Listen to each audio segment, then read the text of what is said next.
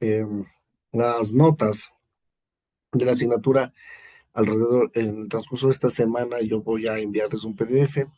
Cualquier duda, cualquier inconveniente que tengan, cualquier, no sé, tal vez pregunta, cuestionamiento, obviamente me la hacen saber. Eh, Muchas por ejemplo, las tareas que yo he estado calificando ha sido en base al compilation, a la aplicación. Entonces yo utilizo justamente como retroalimentación, inclusive el informe que me envía el compilation. No solo en el tema de similitud, sino en el tema de plagio. De los deberes y las tareas, cabe recalcar una cosa, me trata de ayudarles sobre todo en actividades o deberes en los cuales, por ejemplo, hay esquemas o recursos gráficos donde ustedes utilizan una misma plataforma, por decirlo así. Lamentablemente, ¿qué es lo que ocurre? Cuando yo hago una revisión de todos, todos tienen prácticamente el mismo deber, con el mismo contenido. ¿Por qué? Porque utilizaron la misma plataforma para hacer ese esquema. Entonces, chicos, chicas, yo sí les solicito a ustedes que tengan un poquito más de responsabilidad en este asunto.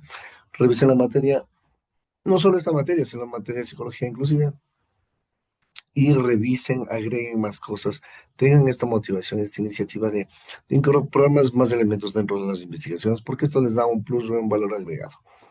Entonces, es sumamente importante y sumamente necesario que ustedes hagan este tipo de situaciones.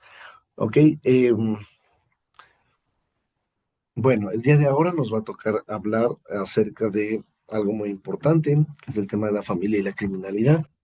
Voy a permitirme compartir la pantalla.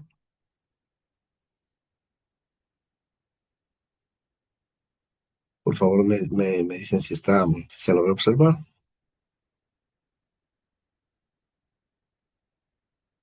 Ok, es importantísimo nosotros entender, ¿no es cierto?, a la familia y cuál es esta influencia que tiene, o digamos así,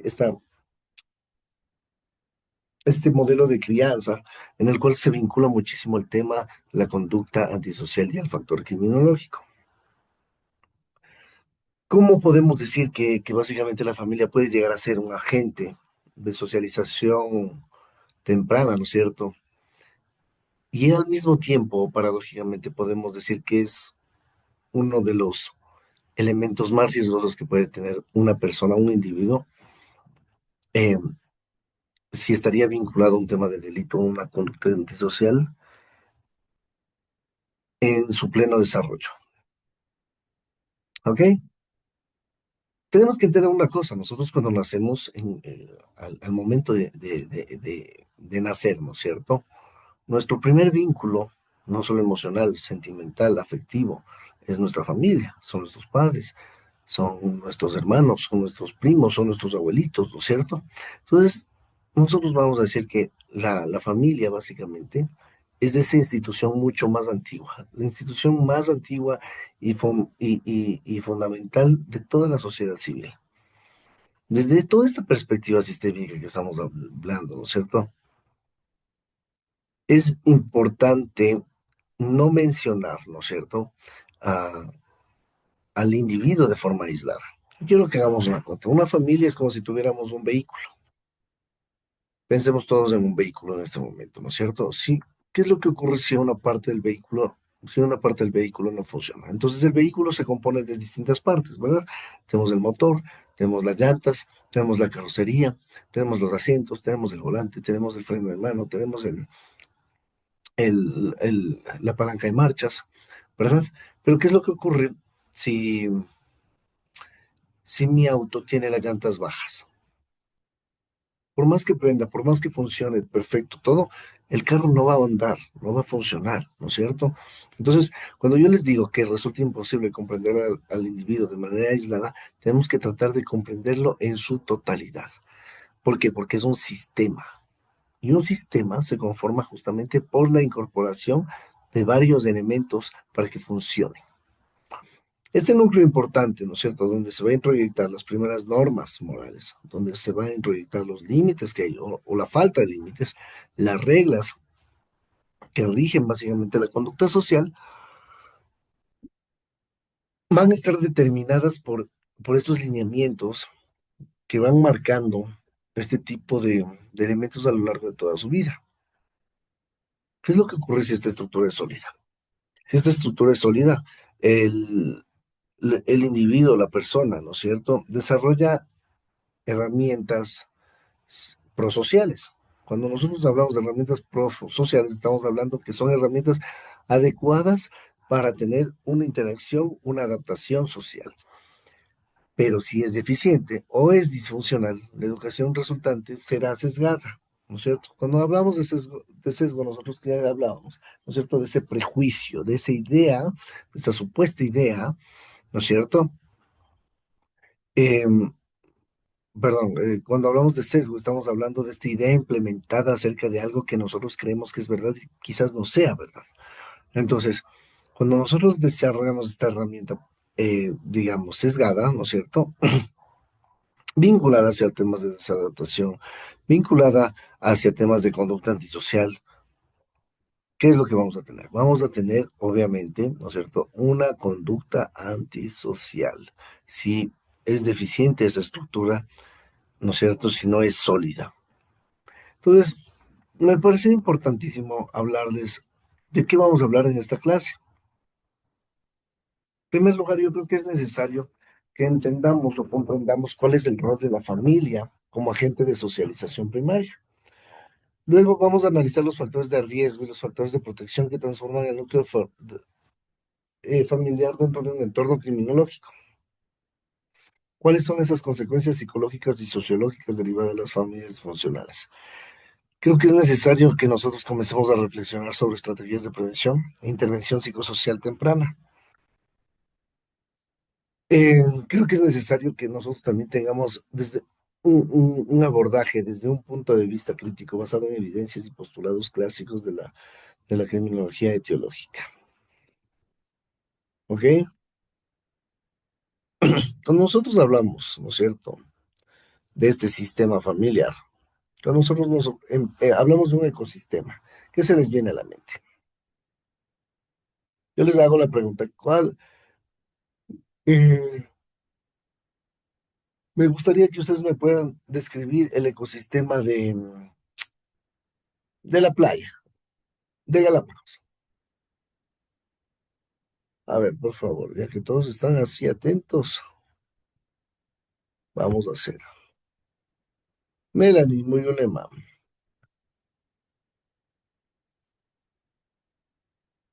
Melanie Muyulema, Sí, Lice. ¿me podrías describir cuál es el ecosistema de Galápagos, por ejemplo?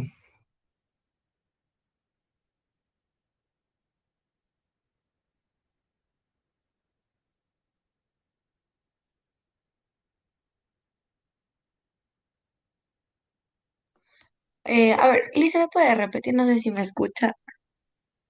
¿Sí? Te lo escucho.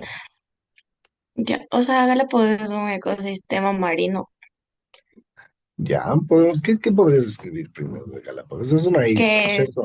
ajá, que es húmedo, Es una isla compuesta por diferentes islas que tienen un ajá, clima húmedo. ¿Qué más podrías decirnos?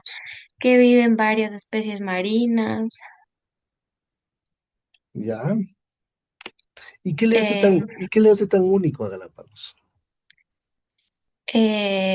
ajá, sus islas, Ujú. ¿Qué más?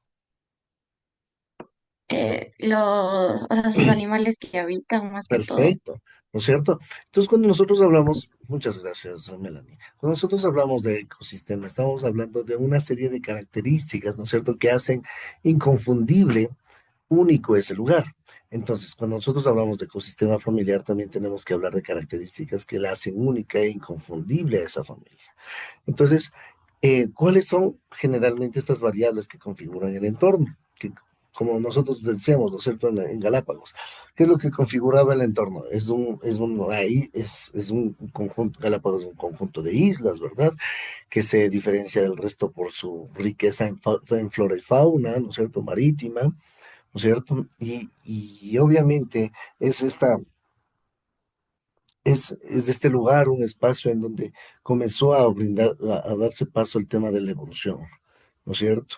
Entonces, tenemos que enfocarnos en tres cosas, ¿no es cierto? Estructurales, socioeconómicas, psicoafectivas y socioculturales, ¿no es cierto? ¿Por qué? Porque los factores que configuran el entorno familiar no son meramente biológicos, no es solamente papá, mamá, hijos, abarca un espectro mucho más grande, mucho más complejo, que está interrelacionado desde varias variables, ¿no es cierto? Desde varias interacciones, desde varias capacidades de integración que tiene el niño, en este caso el adolescente o el futuro adulto dentro de la sociedad. Pues, por ejemplo, dentro de la estructura, ¿cómo está estructurada tu familia? Tenemos 5 o 6 miembros de la familia, ¿no es cierto? Entonces, vamos a hablar de la tipología familiar. ¿Cuál es tu familia nuclear? Tu familia nuclear es la que está conformada por papá, mamá e hijos. Tu familia de origen es la familia en la que, verán, la familia nuclear es la que está conformada por esposo, esposa e hijos. La familia de origen es la que está conformada por papá, mamá y hermanos. La familia extensa es la que está conformada por abuelos, tíos, primos, papás, mamás, ¿no es cierto? Hermanos, hermanas. Existen familias monoparentales. ¿Cuáles son las familias monoparentales? Que por alguna situación de la vida, o papá o mamá eh, fallecieron por alguna razón, ¿no es cierto? Y la crianza la asumió justamente ya sea papá o mamá, ¿sí? O las familias reconstituidas. ¿Cuáles son las familias reconstituidas? Las personas que, por ejemplo, han tenido divorcios, ¿no es cierto? Y se han vuelto a casar. O sea, tienen la opción de volverse a casar con otra persona que de pronto también tiene sus propios hijos en un divorcio, ¿no es cierto? Entonces son tus hijos, mis hijos y los nuestros. Esas son las familias, por decirlo así, reconstituidas. Entonces la configuración estructural de las familias condiciona a los integrantes a mantenerse en ciertos roles y mantener ciertas responsabilidades, ¿sí? Importantísimo.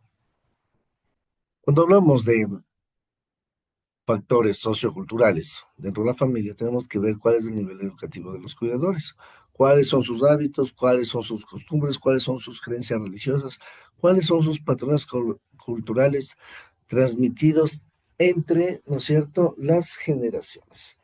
Y tenemos los factores socioeconómicos, que nos va a medir básicamente qué, el nivel de ingreso que nosotros tengamos, ¿verdad? El estrato social, el acceso que tenemos o no a las oportunidades académicas educativas o laborales, la precariedad económica genera, por lo general, estrés dentro del sistema familiar. Cuando nosotros hablamos de precariedad económica, ¿a qué estoy haciendo alusión? Por favor, ¿me ayudas, Vanessa?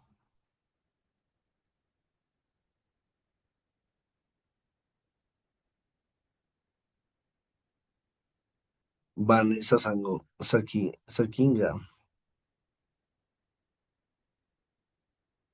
¿Y se me podría repetir, por favor? ¿Y qué sigue el tema de precariedad económica? O sea, que influencia la economía, o sea, es decir, el dinero, La porque precariedad, prácticamente, exacto, ¿no es cierto? Entonces, cuando hablamos de precariedad económica, estamos hablando de que existe una escasez de recursos, ¿no es cierto? Una inestabilidad laboral, por ejemplo, el trabajo informal, el trabajo inseguro, el trabajo mal pagado, la falta de protección social, por ejemplo, no estar cubiertos por un seguro de vida. Entonces, esto impide básicamente a las personas satisfacer necesidades básicas, que son importantísimas para el desarrollo de toda sociedad o de todo individuo, ¿no es cierto?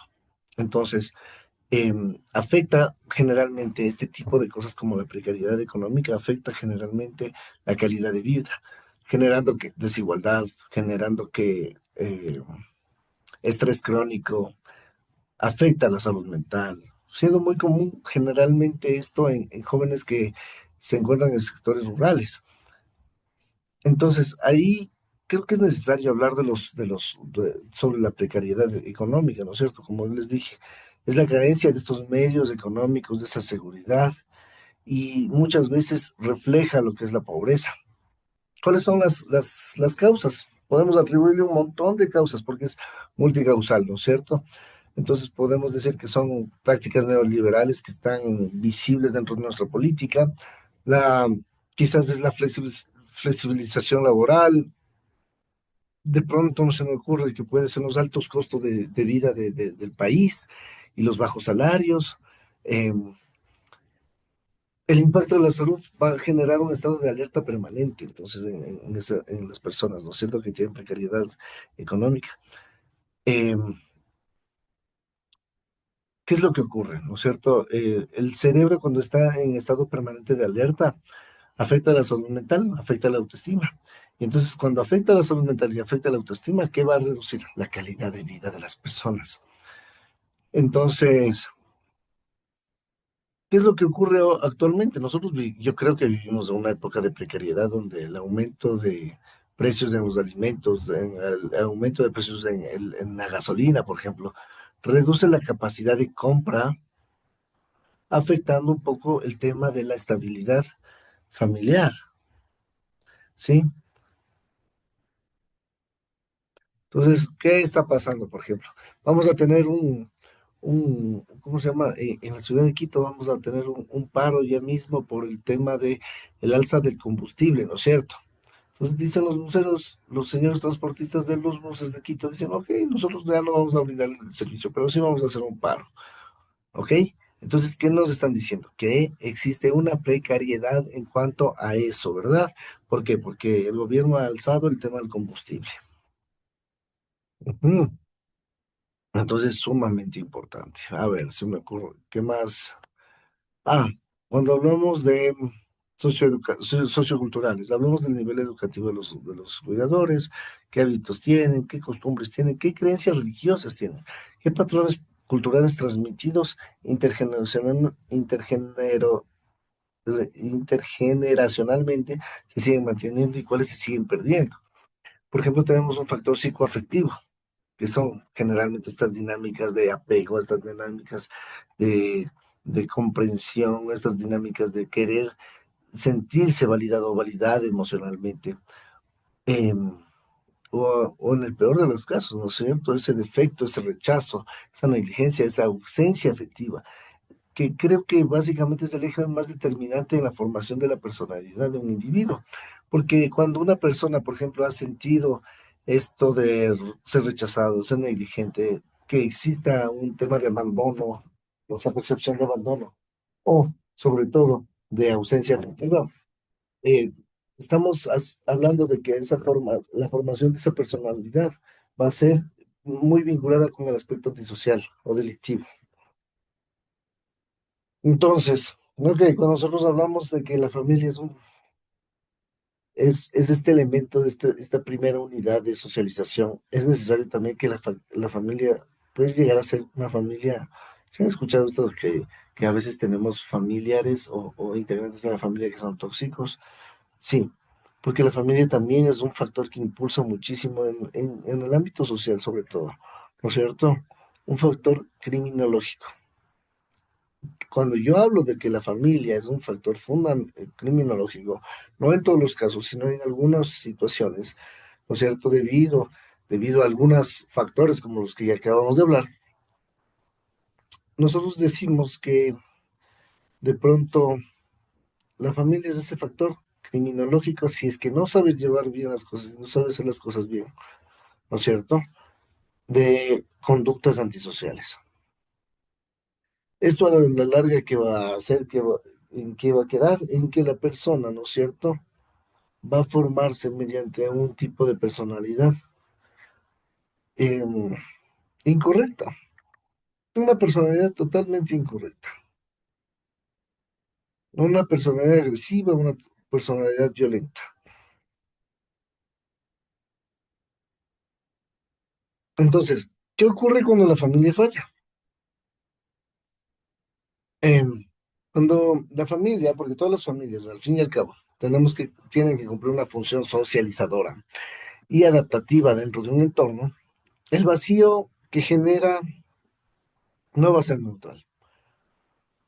Es activa, es formativo si nosotros nos ponemos a analizar, pero activamente en lo positivo, en lo negativo. Entonces, Los niños aprenden mediante el aprendizaje vicario. ¿Ustedes se acuerdan quién habló acerca del aprendizaje vicario?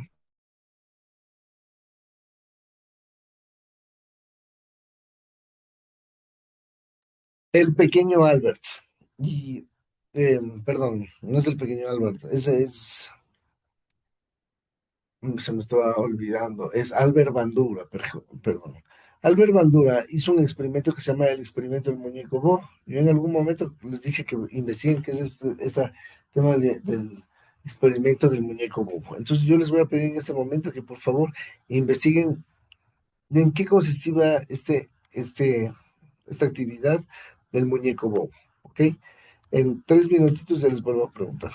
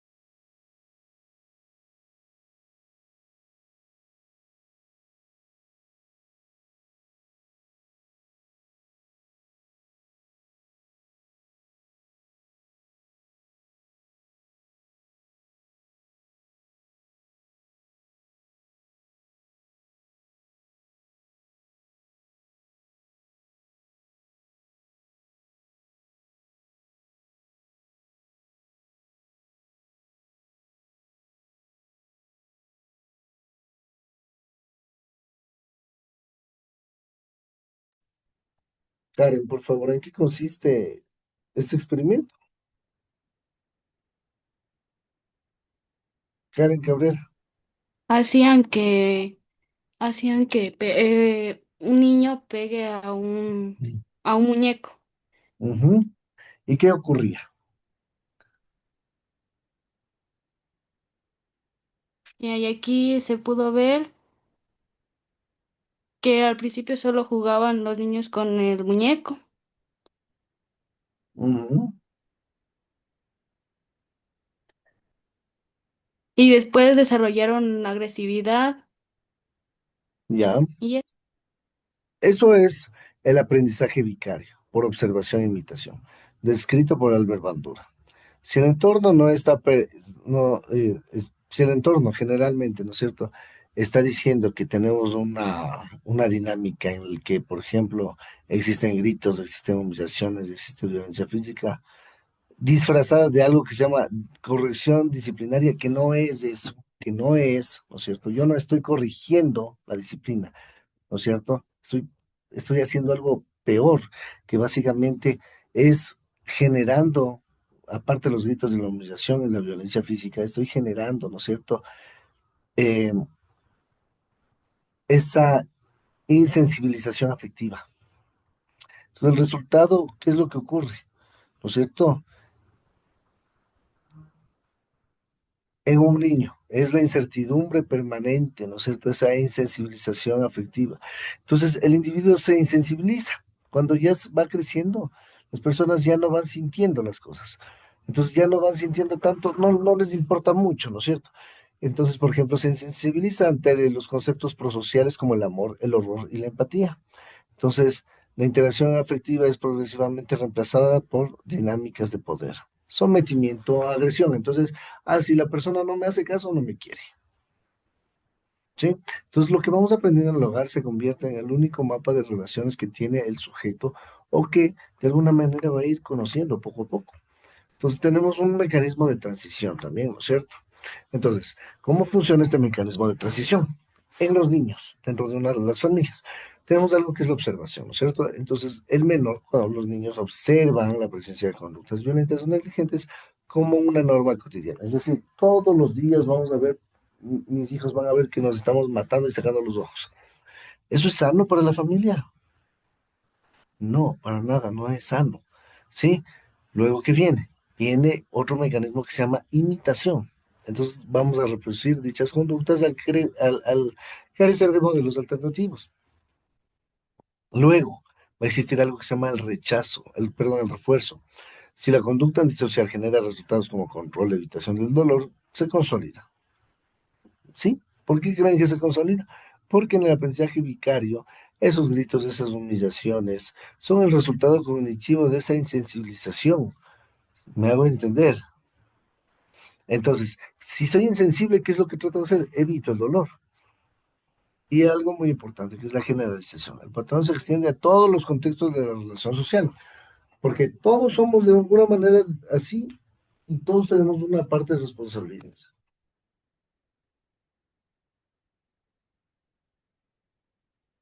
Ok, tenemos otra diapositiva que se llama categorización de los factores de riesgo.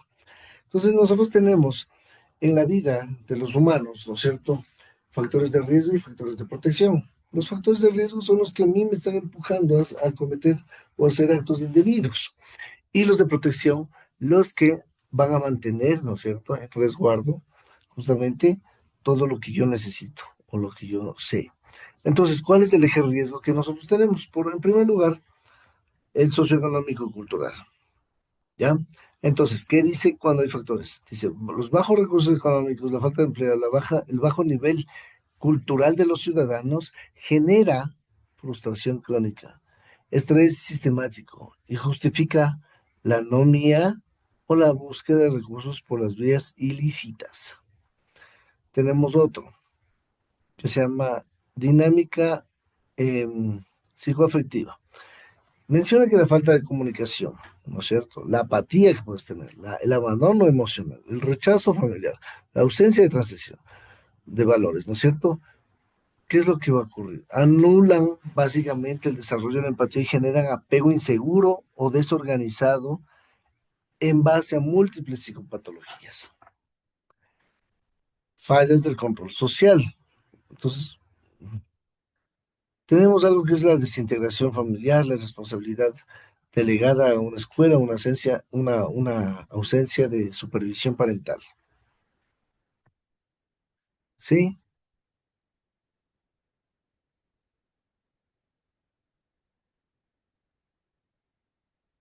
Entonces, necesariamente es importante entender esto.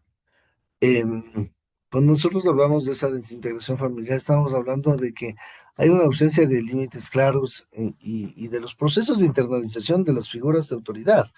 Entonces, ¿qué es lo que ocurre? Estas personas generalmente facilitan la impulsividad y las conductas antisociales de los estudiantes.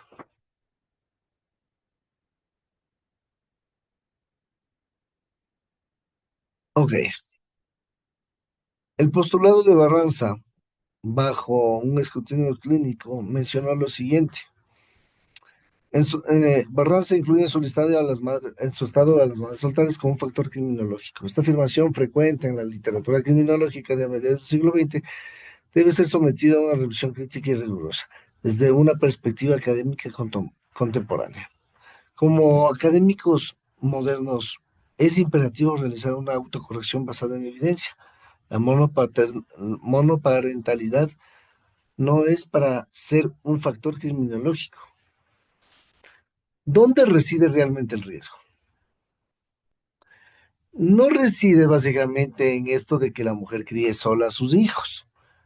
La evidencia empírica, ¿no es cierto?, nos señala lo siguiente, que el factor de riesgo real reside en algo que es la precarización económica, ¿sí? La falta de redes de apoyo, el estrés institucional y la brecha de género. Debemos separar con precisión, ¿no es cierto?, la estructura familiar y la estructura de vulnerabilidad socioeconómica. Confundidas, perpetúan estigmas y van a oscurecer básicamente las causas reales del riesgo. Entonces, para mí es súper necesario que nosotros hagamos este proceso, que me parece súper interesante. Entonces,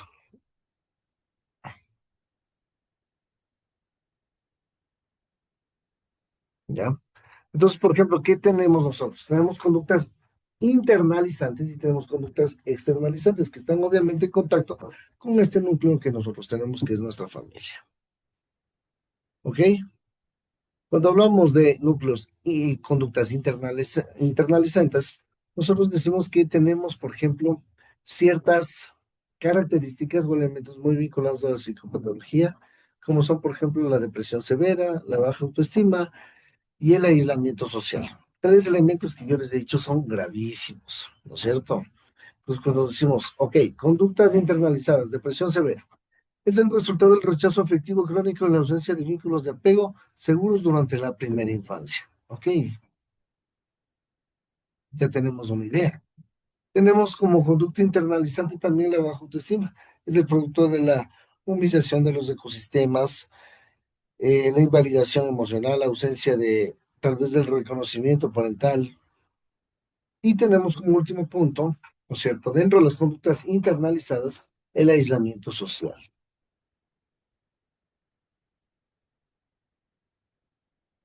Ok, cuando nosotros hablamos de conductas externalizantes, estamos mencionando lo siguiente, que tenemos adicción a algunas sustancias, ¿no es cierto? Mecanismos de evasión del dolor emocional crónico, con alta correlación con los hogares, con los cuidadores, con los consumidores, por ejemplo, personas externalizantes, ¿no es cierto?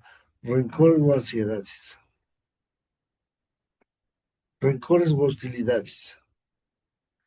Entonces, cuando hablamos de esto, ¿no es cierto? Tenemos que hablar que la persona, el individuo o el sujeto desarrolla un odio profundo hacia la figura parental que le genera a otras figuras de autoridad y al entorno, ¿ya? ¿Cuál es la replicación de la violencia? El ciclo intergeneracional de la violencia, el menor victimizado se convierte con alta probabilidad, no digo que en todos los casos, ojo, no digo que en todos los casos, pero sí podemos decir que a medida que va la persona, digámoslo así, eh, desarrollándose de mejor manera, ¿no es cierto? Las personas comienzan justamente a tener eh, una alta estadística de ser victimarios en adultos. Por ejemplo, si nosotros tenemos una ausencia de vínculos de apego, una negligencia afectiva, una baja nutrición afectiva, esa empatía, ¿no es cierto?, que nosotros hemos generado en el adulto va a ir desarrollándose de una manera negativa y lo que va a hacer es que las personas no sientan que son víctimas. ¿Ok? Preguntas todas hasta aquí. Chicos, chicas. De mi parte no les. No, muchas gracias, Samuel. Entonces, cuando nosotros hablamos de la tipología de la violencia intrafamiliar, ¿qué decimos? ¿No es cierto? Que la familia va a funcionar como dentro de un entorno criminológico, ejerciendo nuevas formas de violencia, aunque sean muy diferentes de la expresión. Y a veces, muchas veces, ¿no es cierto? Eh, son devastadoras, por así decirlo, perjudiciales, sobre todo en el desarrollo psicológico y social del menor. Ninguna forma de violencia, ojo, ojo, ninguna forma de violencia es menor. Todas dejan secuelas estructurales en la personalidad del sujeto. ¿No es cierto? A pesar de que tal vez no te deje marca, pero sí te dejó huella. Entonces, ¿qué es la muy mal eh, vista y muy conocida violencia psicológica? Constituye frecuentemente la forma más invisible y por ello la más persistente. Incluye chantajes emocionales,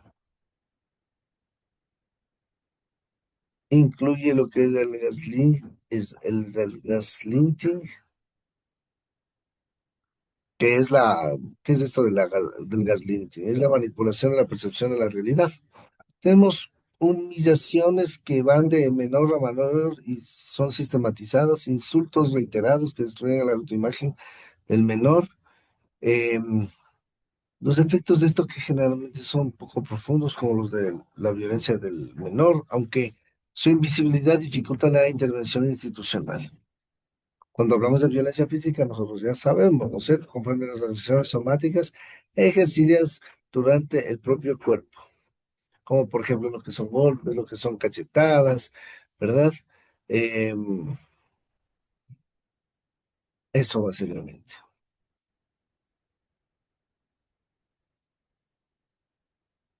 Y tenemos algo muy importante que es la negligencia y el abandono a los miembros de la familia. Cuando hablamos de esto, ¿no es cierto? Decimos que la violencia generalmente no se responde o no es o no se soluciona como es violencia, ¿no es cierto?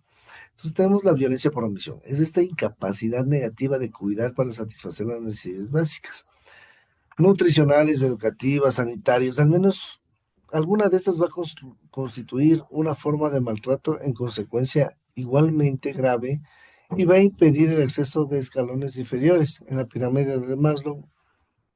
Nosotros vamos a ver bloqueado el desarrollo integral del sujeto, ¿sí?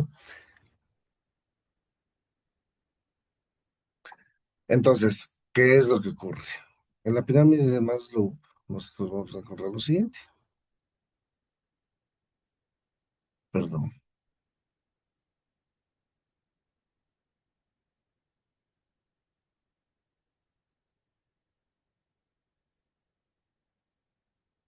Entonces, ¿qué es lo que nosotros vemos, por ejemplo, acá?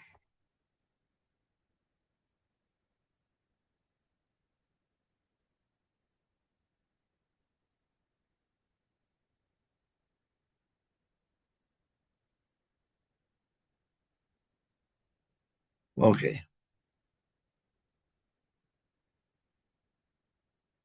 cuando nosotros hablamos de esto, nosotros estamos prácticamente diciendo que dentro de las familias vamos a encontrar, ¿no es cierto?, jerarquías de necesidades, esta función de seguridad, de protección que constituyen un segundo escalón, digamos así, importante, fundamental. Por ejemplo, la familia que opera como entorno criminológico no va a ser capaz de proporcionar, por ejemplo, qué es lo que necesita la persona o el individuo. El ambiente de drogación, perdón, el ambiente desorganizado, ¿no es cierto? Suele ser bastante impredecible, bastante violento, ya que impide que los menores puedan construir un sentido de seguridad básica.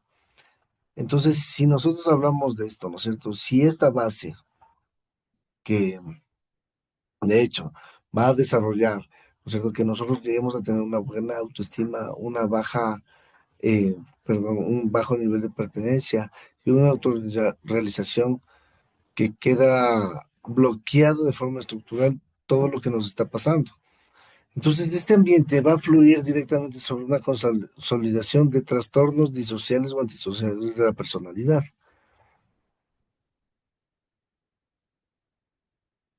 ¿Ok? ¿Preguntas, dudas hasta aquí?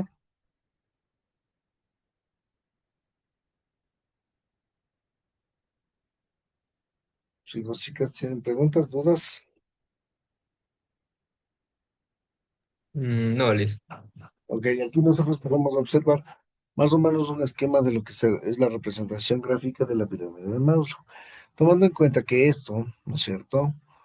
Pero, ojo, ojo, esta pirámide de Maslow es diferente a la que es originalmente, ya les voy a mostrar.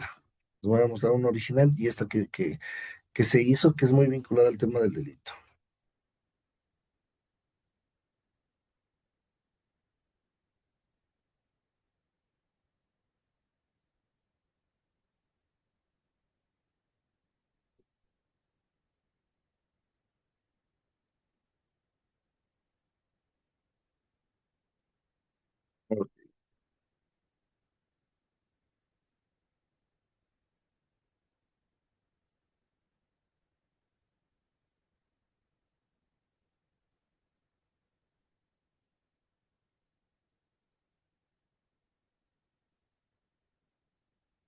Ok,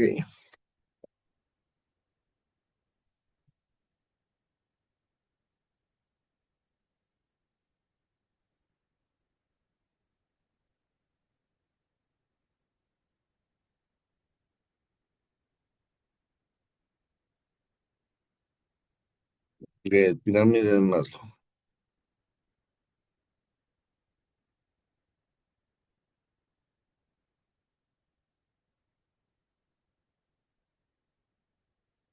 Abraham Maslow era uno de los psicólogos mejor pagados en Estados Unidos, ¿no?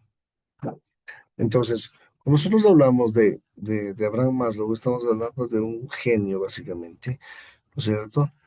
Que habló muchísimo de este tema que ya les voy a mostrar.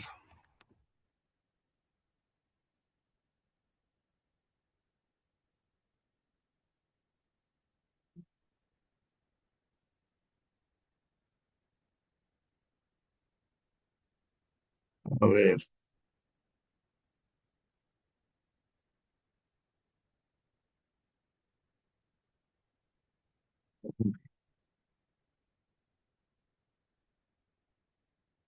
entonces, como nosotros podemos observar, la pirámide de Maslow es esta representación gráfica que tenemos acá, conformada por,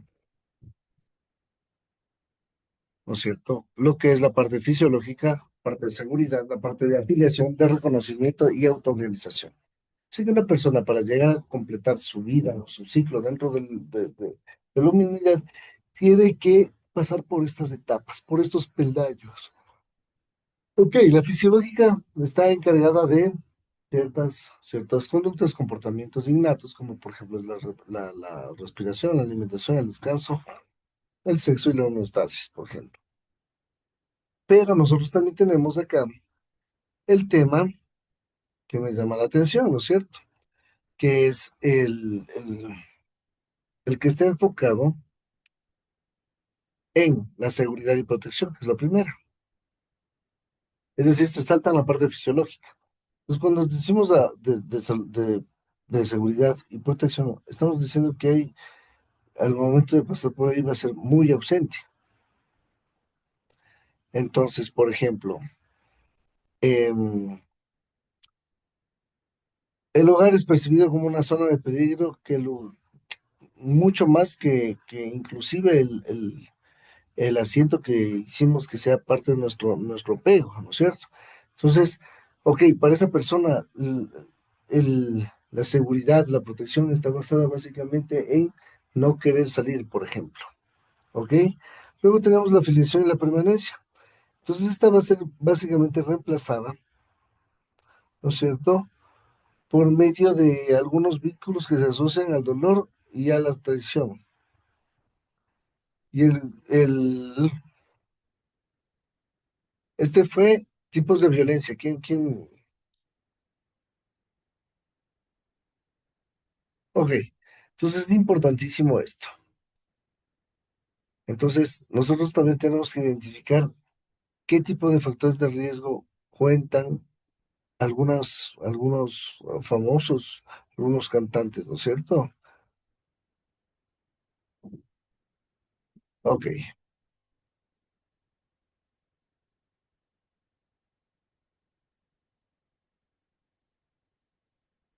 listo.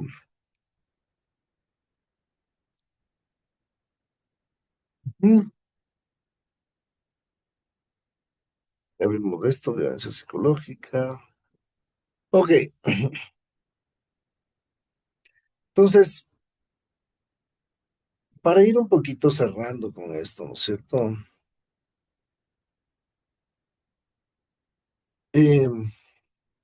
Tenemos que hacer una síntesis y una reflexión alrededor de todo esto. Entonces, la estructura eh, familiar no dicta el molde de un individuo, ¿ya?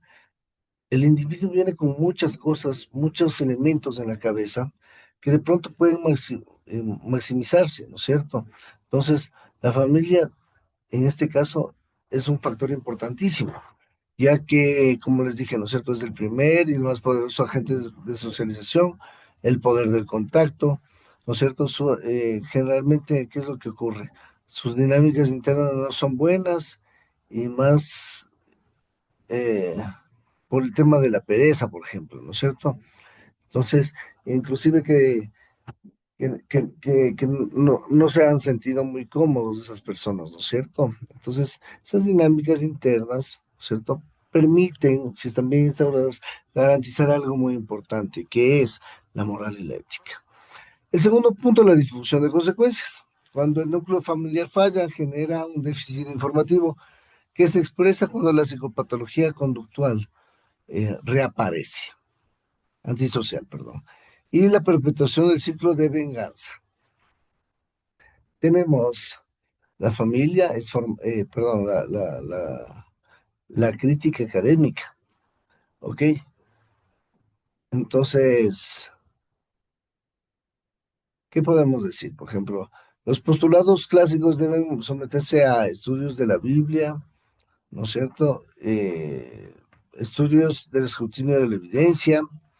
Entonces, es importante saber qué tipo de estructura familiar estoy vulnerando o no.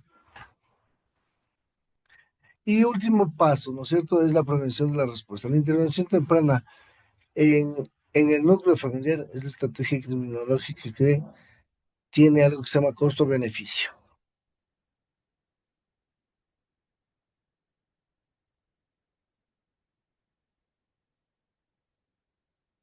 ¿Listo?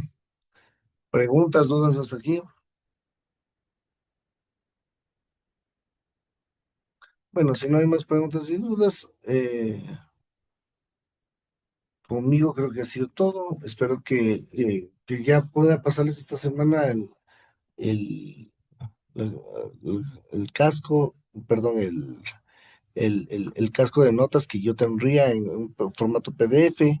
Le haría llegar a Vanessa cualquier reclamo, recomendación, cualquier cosita que me sepan decir, es bien recibido.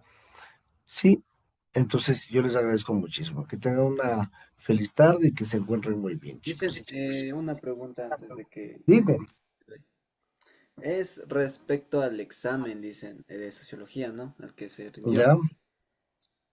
El examen de Este, sociología básicamente estaba conformado o estructurado por la guía metodológica, ¿no es cierto? No hay nada que no esté dentro de la guía metodológica.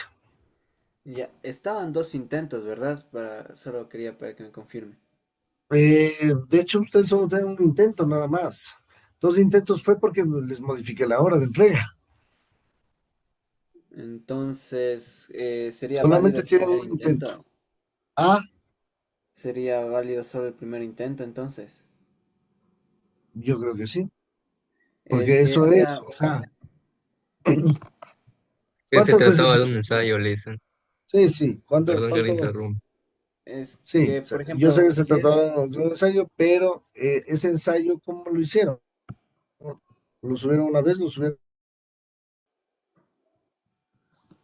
se le subió por el segundo intento por el mismo hecho de que no podríamos terminar un ensayo de 1500 palabras en el primer intento y por lo que vimos el A ver, tema. chicos, pero aproximadamente tienen casi todo el día y toda la tarde para hacer.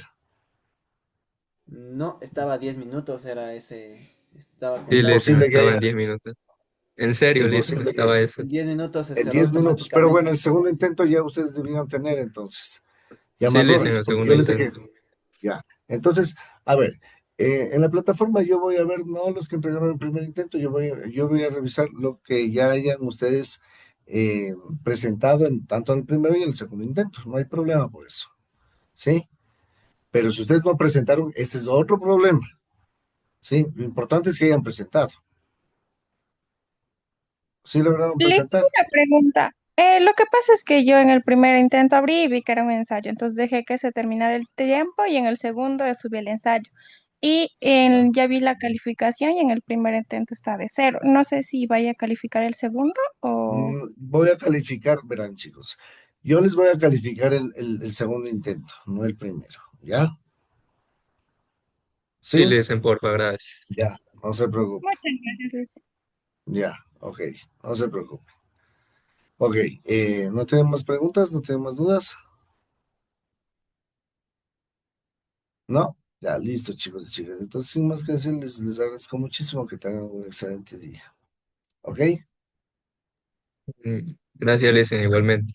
Les vaya muy bien.